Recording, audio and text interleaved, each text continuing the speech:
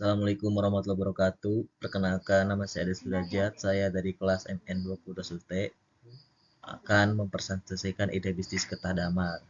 Jadi getah damar adalah cairan kental yang diperoleh dari pohon damar. Pohon damar tumbuh di daerah tropis seperti di Indonesia. Getah damar bisa diperlukan oleh industri sebagai bahan semi chemical karena getah damar dapat menjadi bahan perekat alami karena adanya resin di dalamnya. Biasanya getah damar dipakai oleh industri cat, serlat, dan obat. Inovasi pengelolaan damar. Yang pertama, variasi produk, peluang bisnis dari berbagai produk berbahan kata damar seperti vernis, karet, dan korek api dan tinta printer. Yang kedua, proses dan teknologi. Penggunaan teknologi modern untuk meningkatkan efisiensi produksi dan kualitas. Yang ketiga adalah pengembangan inovatif. Peluang pengembangan produk kata damar yang inovatif dan berkelanjutan. Pasar potensial kata damar. Yang pertama adalah ekspor global. Pasar ekspor global yang luas di industri karet, industri tinta, dan industri produk pelapis. Yang kedua adalah permintaan berkelanjutan. Dukungan global untuk produk hutan yang berkelanjutan dan ramah lingkungan masuk ke dalam kategori potensial pasar getah damar. Yang ketiga atau yang terakhir adalah potensi pasar lokal. Peningkatan permintaan dari industri lokal untuk produk getah damar yang berkualitas tinggi, biasanya dipakai untuk bahan industri sirlap. Selanjutnya mengenai potensi bisnis berkelanjutan. Yang satu, pemanfaatan lahan. Memanfaatkan lahan hutan secara berkelanjutan tanpa merusak ekosistem.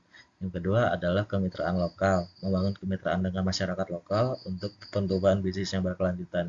Yang ketiga adalah inovasi sosial. Pengembangan inovasi sosial untuk memperdayakan komunitas lokal dan meningkatkan kesejahteraan. Selanjutnya mengenai potensi ekonomi lokal. Yang pertama adalah pekerjaan lokal, penciptaan akibat dari bisnis getah damar, menciptakan lapangan kerja dan peningkatan kesejahteraan untuk masyarakat sekitar. Yang kedua adalah pendapatan tambahan, peningkatan pendapatan dan ekonomi lokal melalui pemanfaatan sumber daya dan hutan secara berkelanjutan. Yang ketiga adalah pemberdayaan petani. Pemberdayaan petani hutan untuk produksi getah damar yang berkelanjutan. Prospek penelitian dan pengembangan.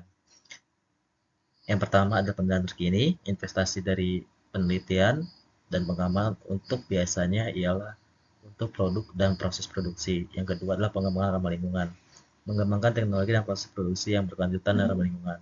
Yang ketiga adalah penerapan hasil penelitian, menerapkan hasil penelitian dalam skala produksi untuk kualitas dan berkelanjutan. Yang kelima mengenai sertifikasi dan standar kualitas. Yang pertama adalah proses sertifikasi, yaitu untuk pelaksanaan proses sertifikasi untuk memenuhi standar kualitas dan berkelanjutan. Yang kedua adalah penerapan standar internasional.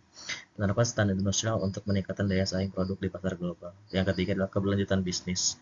Integrasi prinsip berkelanjutan dalam seluruh aspek bisnis yang berkecukupan. Manfaat lingkungan dan masyarakat. Yang pertama yaitu proses tropis, peningkatan kesadaran praktik perusahaan hutan tropis. Yang kedua adalah pemberdayaan masyarakat lokal, peningkatan kesejahteraan dan pemberdayaan masyarakat